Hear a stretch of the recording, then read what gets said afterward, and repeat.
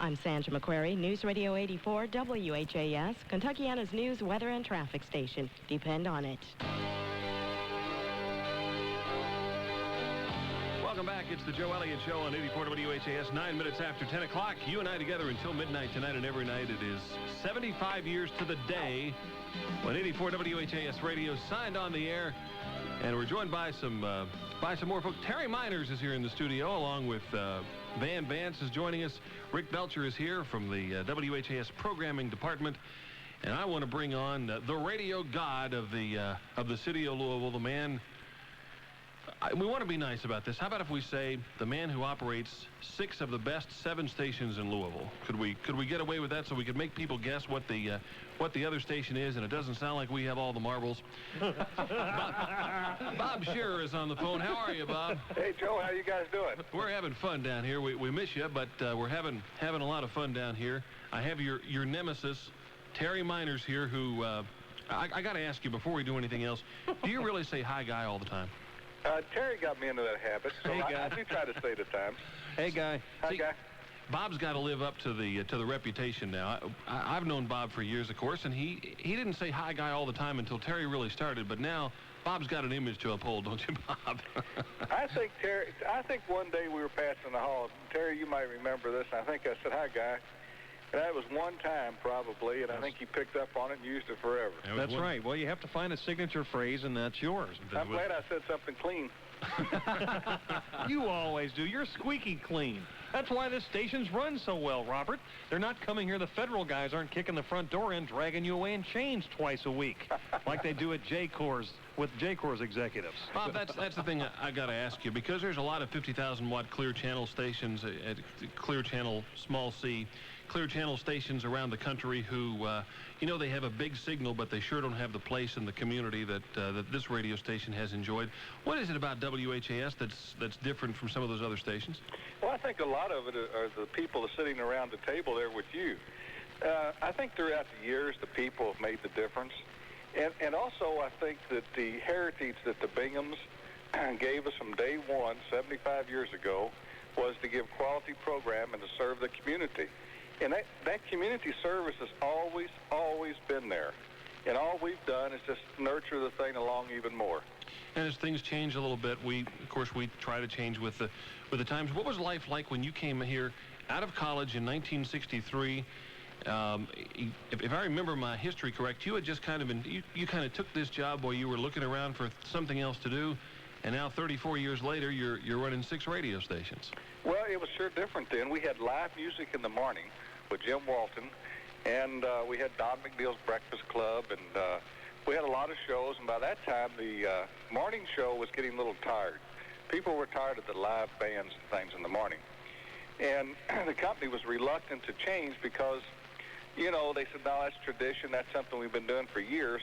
And it took a long time to be convinced that, that the listening audience wanted something a little different. Now, are you the guy to blame for hiring Miners back in, what would it be, about 1986 or something like that?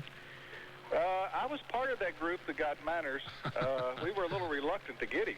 You were not. You came over and kissed my boots and said, please. Well, Terry, I want to tell you, we did have to call the Binghams and ask them, and they were a little reluctant. They said, no, let's get somebody else. Yeah. You fought for me, though, didn't you? We stuck our neck out for you. Tell me about that a little bit, Terry. How did that whole thing come around? You were doing a morning rock and roll show, one of those rock and roll on another station that we now own. On another station that we now own. And I think it's fair to say it's a little different from the show that you're doing now. How did it happen that you ended up at WHAS? There was a program director here by the name of Denny Nugent, and I guess I'd met him somewhere before, but he knew that I wrote a lot of the pieces that he heard on this other show, and he knew what my personality was like and what I had to contribute.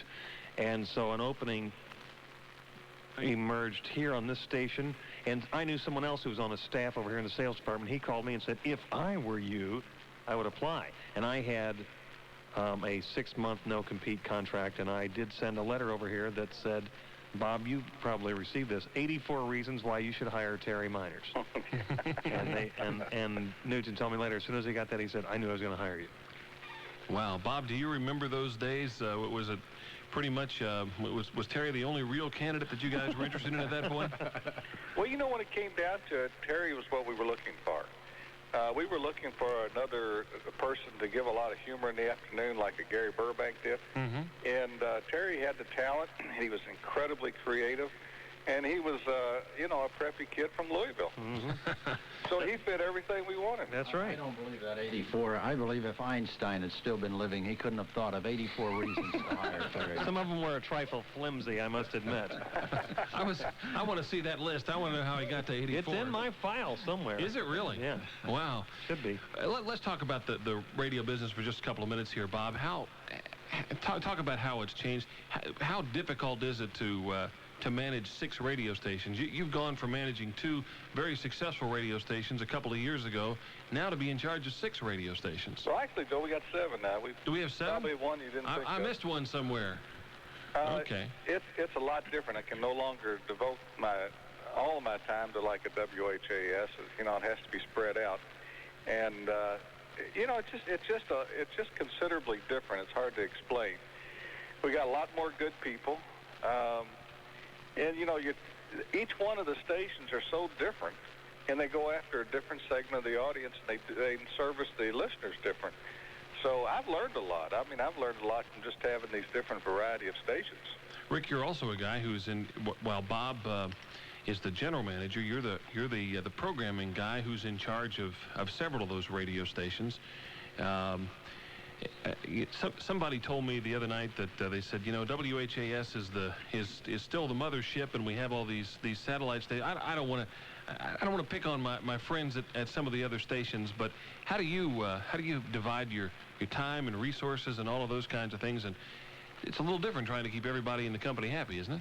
I've added on to my day, mainly. I think that's how I do it. I guess you've had to. Yeah. I've decided that, in fact, Bob has told me that he's going to start charging me rent if I spend any more time around here. And Rick has 3 ex-wives, a current wife, and 9 children. How he tends to all those needs, I don't know. Would you tell this 1 2-year-old to get off my leg? Come on, hey! Well, Bob, we sure appreciate you spending some time with us tonight. I guess the other question I would have for you is, if you can gaze into that crystal ball for a half a second here, when we have the 90th anniversary of the radio station, we have a little party here. Are we going to see a radio station much like what we have now? Joe, I think for the 80th, I think you'll see a station a lot like WHAS is right now. Terry will be a little older. Wayne will have a little more gray hair. And I'm not sure Milton would. I'm sure he'll be there. And, yeah, I think everything will be about the same. I mean, the contents will change a little bit, but it'll be similar. But as the community, whatever the needs of the community are, or wherever the community is, I think that's where the radio station's going to go. That's it. They dictate what we do. I mean, you know, I don't know of another station in the country that is so oriented to community as we are. I mean, I can't think of a charitable event or a crusade or anything that we don't get involved in. And if it's happening in the community, we're there. Well, Bob, everybody to the last man knows what an honor it is to work here, and I know you share that sentiment too. You're really proud to have been here for the 34 years and be leading the charges here with a radio station that is, I think, represented itself very well. And I thank you very much for being on the show. Well, Joe, thank you. Wouldn't want to do the 75th without you, Bob. All right. Thank you so much. Okay. Hey, Bob. Quick break. We're coming right back. We'll get the latest forecast from meteorologist Ken Schultz. And more surprises on the way. It's the Joe Elliott Show from 84 WHAS. 86 still in Owensboro. Here in Louisville, we have mostly cloudy skies. And appropriately enough, it's 84 degrees. 84, it's a special night. What can I tell you? It really is. So come on in and join us here, Ken. They don't need any weather on television tonight. Just, come in, join us, have some fun, have some cake, a little champagne. We'll float that trial balloon, see how that's accepted. And, boy, you talk about walking out of the back door with your, boxing up your stuff. It could be right around the corner for you if you did that, I guess. But we'd love to have you when you can join us here, Ken. Well, thank you very much, sir. 26 after 10 from 84 WHAS. I want to talk to my friend Van Vance here for just a second because Double V's has joined us to talk about some of the great sports moments in this station, and you have been there for a lot of them. It's an unfair question. It's like asking you about which kid you like the best, but Van, I'll put you on the spot anyway. You did the Kentucky Colonels for, 6 years? The University of Louisville basketball team for a number of years. the championship seasons for both of those teams. Did you have a favorite? No, you're not going to get me to answer that. No, because I know you wouldn't answer that. That's like going to the moon twice, you know. So that's a tough one to answer, Joe, because they were both. Throw him under a bus right off the bat. At the very moment they occurred, each one was the most exciting. And when you win an NCAA, it's like an avalanche, though, because of the way it happens. We started in Ogden, Utah, then we wound up in Houston, and then we wind up in Dallas. And by the time you were winning, everybody in Kentucky seemed to be in Dallas. It was like an avalanche. We had around 20 or 25,000 people at a pep rally down there. And half of them worked for the radio station. That's right. So we were jammed 15 into a room. There were so many people involved, and so there is a lot more momentum in the NCAA Final Four. But the Colonels event in 1975, when we won it here at Freedom Hall in Louisville, that stands out as a very, very special moment too, and the many things we've covered in sports. So they're both very sacred with Wayne, me. just by the nature of the media, the coverage is just so much more intense now in 1986 and now 1997 than it was with that Colonel Championship in 1975, wasn't it? That's true. Like I said, what happens in the NCAA, and I know it's happened to Kentucky in these recent years, all of a sudden I'm seeing fans and political people and big shots and rich people I've never seen at a basketball game. They maybe never been to one in their life, but as this momentum and this avalanche picks up, all of a sudden every VIP in the state, everybody wants to be there to see the big championship, to see that all happen. And of course, Wayne and Terry, you guys are also on the road with the team. And were you guys both in Dallas in '86? Yes. Had a ball. I bet you did. And Wayne is saying that we stayed 15 in a room, but Bob Guttle and I somehow weaseled out this huge suite at the Fairmont Hotel in Dallas, and we were ordering in room service and dancing girls and everything else. Put it on the Bingham's bill. It was great. We had a great time. Yeah, there were like the present governor and like 4 ex-governors. You're right. And Jock is asking me, you think I ought to tell these dirty jokes with all those governors? That's where all the pep rally stuff began, with and Jock and Dog and Pony show. And the first husband, the husband of the current governor at that time, was having a good time there in Dallas, making clumsy passes at everybody in the hotel lobby. Well, as we go to break here, we're going to relive the final I wasn't seconds. doing that play-by-play. Yeah, I had to get up early to do the morning show, so I was long gone. As we on his own. He even pinched me once. I said, Bill! I mean, allegedly. Allegedly, right. We got the lawyers taking notes as we speak here. As we go to break, we're going to listen to the 1986 championship for the Louisville Cardinals on 84 WHAS. The right-handed shot. He's got it. We have heard The Green Leaves of Summer, Chanson Parole, La Vie en Rose, By the Waters of the Minnetonka, 7 Golden Hills, Intermezzo, Story of a Starry Night, Splendor of Strings, The Song Is You. Our artists, the Johnny Douglas Orchestra and the Frank Chaxfield Orchestra.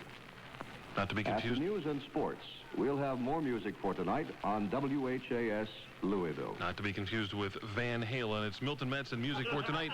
And here's Van Vance with a little music for tonight.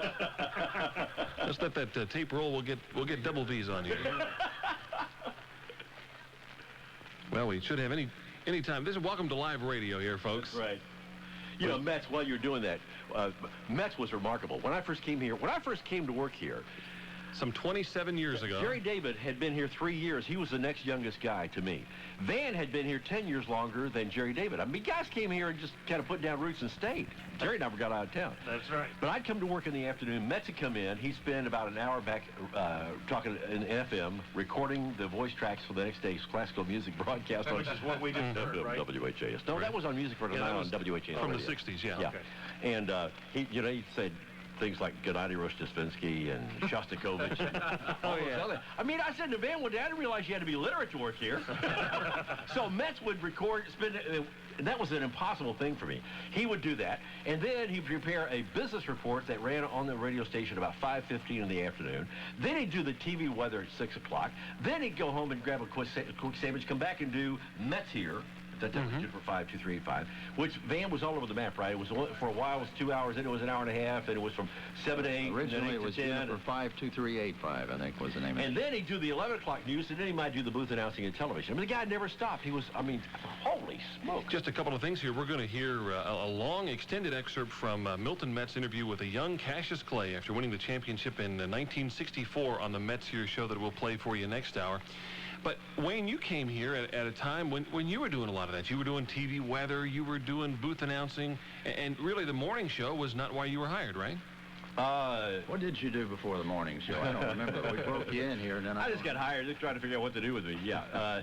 Actually, Jim Walton was doing mornings, right. And when I came to work here, and we were building the new. At that time, working with Van and the guys were working with it, engineers. Right. And so we were building the combo, what we call the combo studio, where disc jockeys were disc jockeys, and we played our own records and all those things. So I kind of floated around while they finally got the studio. As a matter of fact, I was hired in August, and I didn't come to work till the end of November, because November 10th, that was my first day. And because they couldn't get the studio built. It was right through this wall right here. And they finally got it ready, and I started my first morning show was March of 29th, 1970. Is that right? Now, was the plan always for you to go to mornings eventually? Well, I think so. And you've been there, of course, and Jerry David did mornings between Walton and me. Right. It was like being the guy who followed Adolf, you know. To follow Walton would have been really tough. I'm this long-haired, fast-talking, rock and roll disc jockey. They kept saying, send that boy back to wacky, you know. I came into town, and there was a sign on I-65 that said, Bill Bailey, won't you please come home? He did, to WHAY mornings. Right. I said, hey, Hugh, where's my billboard? Why is there not Welcome Perkin and Louisville billboard? Well, let's talk about the morning show for a second, because that was a mostly music morning show back in those days, wasn't it? Well, not exactly. We tried to create an illusion of music, you know, but the truth of the matter is this has always been a news-oriented radio station.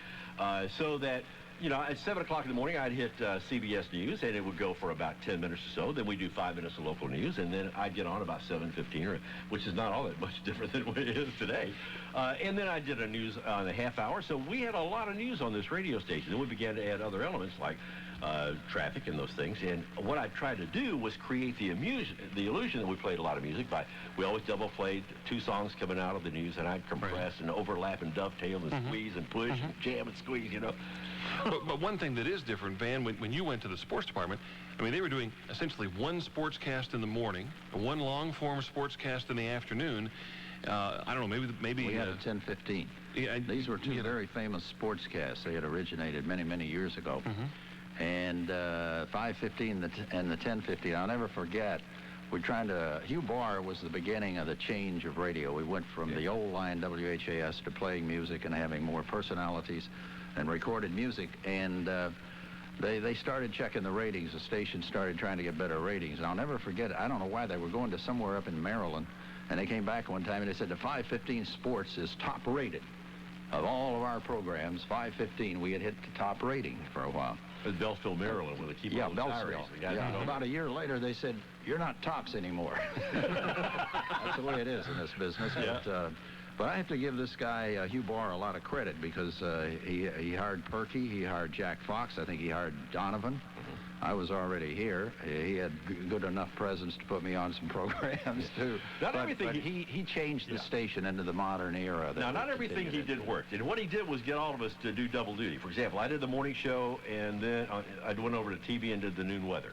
And then when Van went to the Colonels and became a sports star, he hired a guy named Jeff Douglas. Now, Jeffy, in addition to doing afternoons on the radio station, also was the promotion director.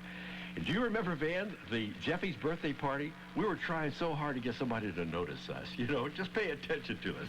So it was Jeffy's birthday, like in August, I think. And we went out to the brand new Oxmoor Center.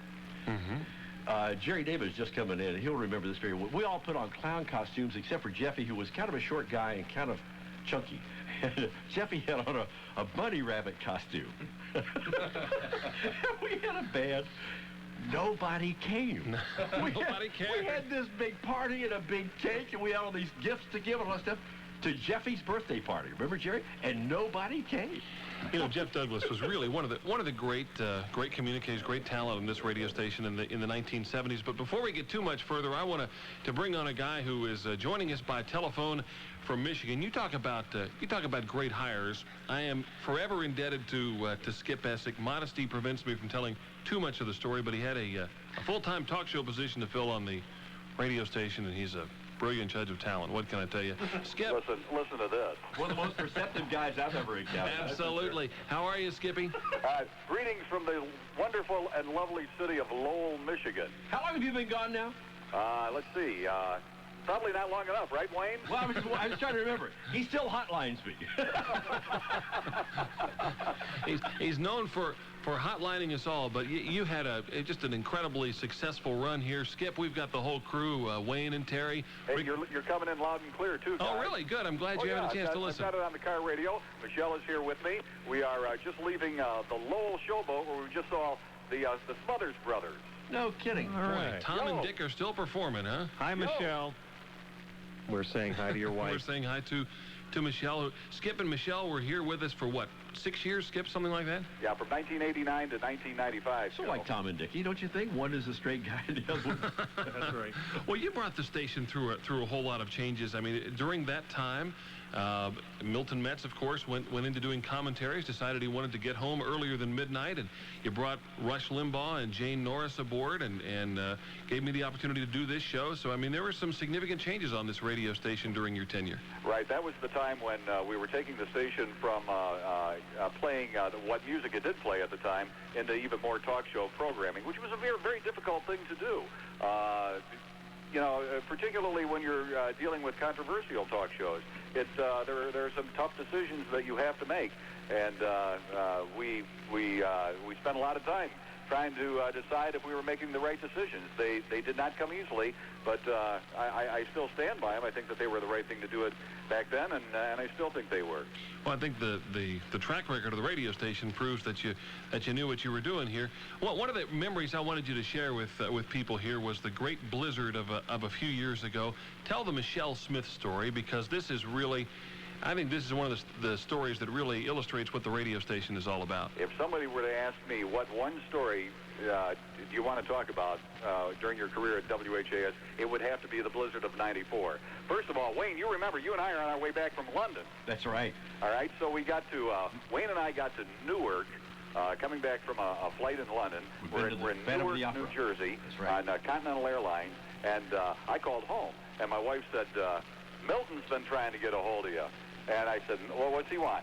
She said, well, he thinks there's a storm coming. You better call him. So I called Milton at his house, and he goes, the storm is coming, booby. You better get back here now. So, and Wayne, you remember we made arrangements with the people from Continental that if you had to anchor the show, you could do it right there from the lounge because we had the broadcast equipment with us. That's right. But we did make it back. And Wayne, you remember that flight? We got to Cincinnati, and they de-iced us how many times? 3 times. We finally got out of Cincinnati. They weren't sure they were going to let us come. We were the last guys to land at Louisville, and when we landed, the luggage cart was plowing snow across the tarmac. It was a scary thing. I mean, for the flight from Cincinnati to Louisville, I thought we were going to buy the farm that night. It was frightening, and we finally got there. We found out that taking a cab would take hours, but fortunately, the lady from Continental Airlines that we were with, somebody that she knew was there at the airport with a car and got us to the radio station. We got there at 4 o'clock in the morning, and that's right. You sacked out a little bit, and I got in that Blazer and started hauling people to work. That's right. You were bringing us all to work. I remember that. He is tough. I got a funny story to tell you about that Blazer.